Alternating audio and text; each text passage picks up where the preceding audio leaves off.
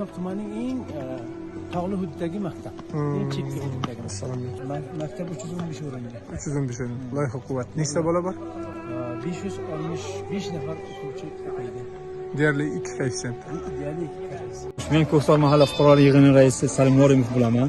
Mana hozir o'zingiz guvoh bo'lganlaringizdek, qishlog'imiz, mahallamizda kelib ketish, o'quvchilarning kelib ketishi juda ham qiyin. 5 kilometrdan maktabga qatnaydi. Qish kuni, yomg'ir kunlari faqat mana shu eshak yoki misol bir xillari piyoda ho'l bo'lib keladi, ho'l bo'lib qaytadi. O'quvchilar juda ham qiynaladi. Agar imkoni bo'lsa, shu mahallamizning shu Matmon qishlog'idagi Obibolo qishlog'ida bitta 150 o'rinli maktab qurib bersa, maqsadga muvofiq bo'lar edi. Qishloq aholisining murojaati eng birinchi navbatda ota-onalardan murojaat shu masala bo'yicha. Chunki o'quvchilar maktabga kelishi juda ham qiyinlashadi. Go'hi paytlar mana shu oktyabr oyidan o'tgandan keyin dekabr, yanvar, fevral oylariga maktabga kelishi juda ham susayadi, davomat kamayadi. Qiynalyapmiz, juda qiynalyapmiz. Uzoqdan kelamiz. 5 kilometr joydan yurib kelamiz. O'qishlarda kirib, olim bo'lishni xohlaymiz. Mana ustozlardek ustoz bo'lishimiz kerak bizlar ham. Yo'llarni ham tezroq asfalt qilinglar. Xudo xolasa, Tezroq bo'lsin-da. Xudo xolasa. Xo'p. Bo'pti, yaxshi yetib olinglar. Xo'p, xayr.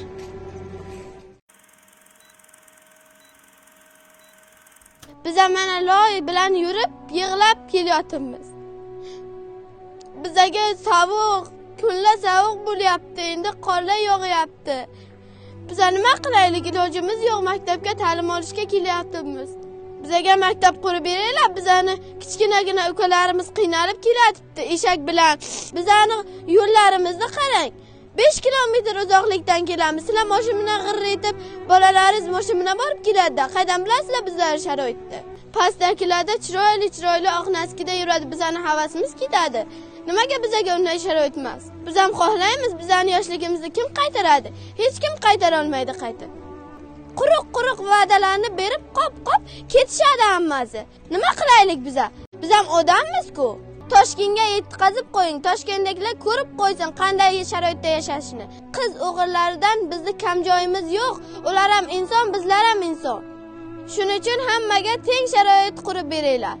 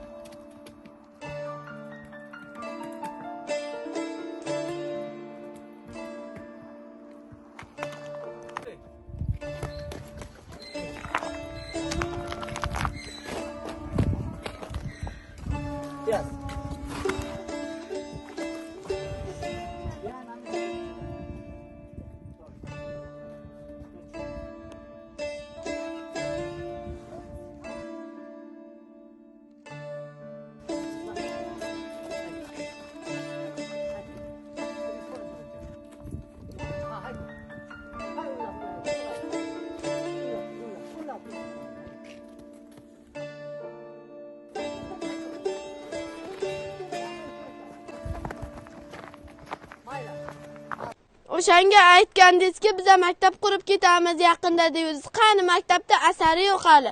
Shu bolalarimizni bir rohatini ko'raylik biz ham. Televizorga ko'ramiz, shuncha prezidentimiz gapiradi. Bizga birortasi kelgani yo'q haligacha. Bitta maktab deb so'raymiz, o'sha ham bo'lmayapti. Shu yaqinga bolam bir hafta yo'tal bo'lib, bir lechina uchun kitobga tushishim kerak. Aka ko'ryapsiz sharoitni. Bizdan hech kim xabar olmaydi holimizdan. Kim so'raydi bizdan kelib? Maktab yana bir bor maktab yo'llarimizni sharoit qilib berishlarini so'rab qolamiz.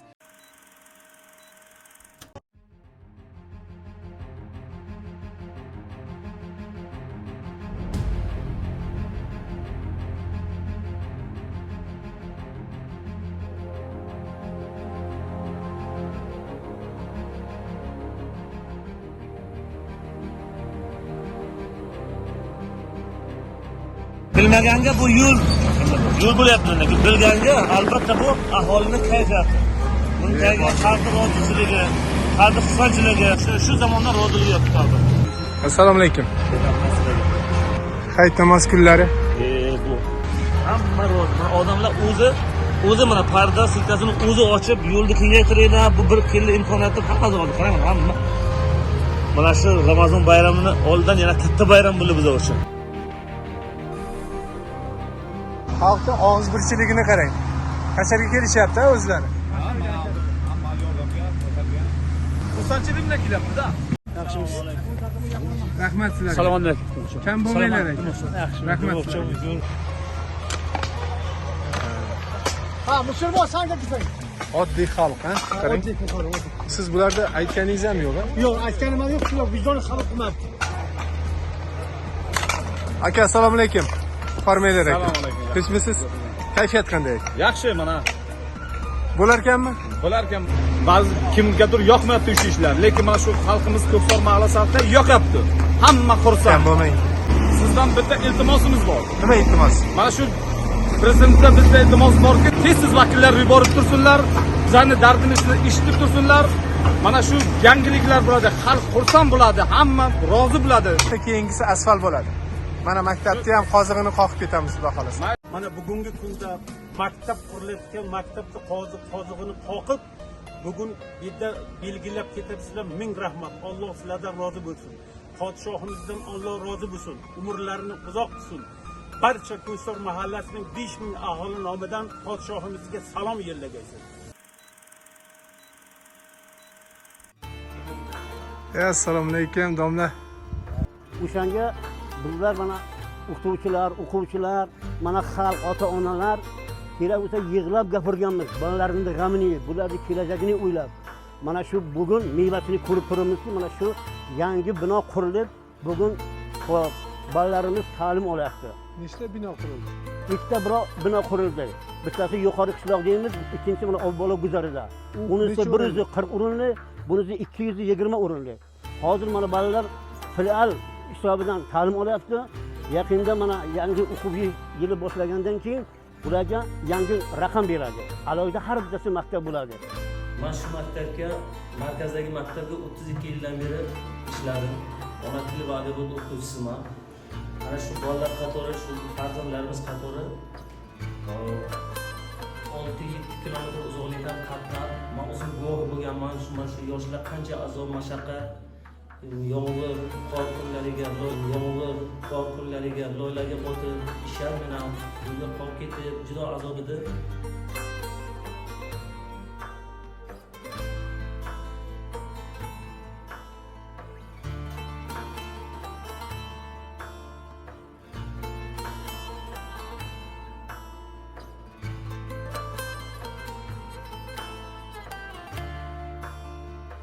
Xudoga shukr, mana bugunga kelib biz yangi zamonaviy maktabga ega bo'ldik.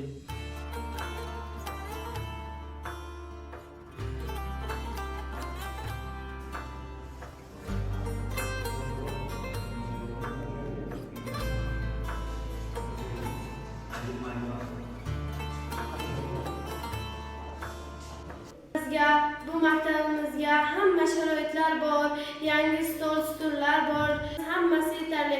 Biz faqat noshukrchilik qilmaymiz. Faqatgina sportzal yetishmayapti. O'shaning uchun bizga sportzal kerak, usti yopiq bo'lishi kerak. Yana noshukrchilik qilyapti bular deb aytmang. Shu maktabni boshlagan insonlardan, quruvchilardan to muhtaram prezidentimizgacha rahmat. Sizlarga tashakkur. Domla sportzal qurilishini, yo'llar ta'mir bo'lishini tezroq umid bilan kutib qolamiz.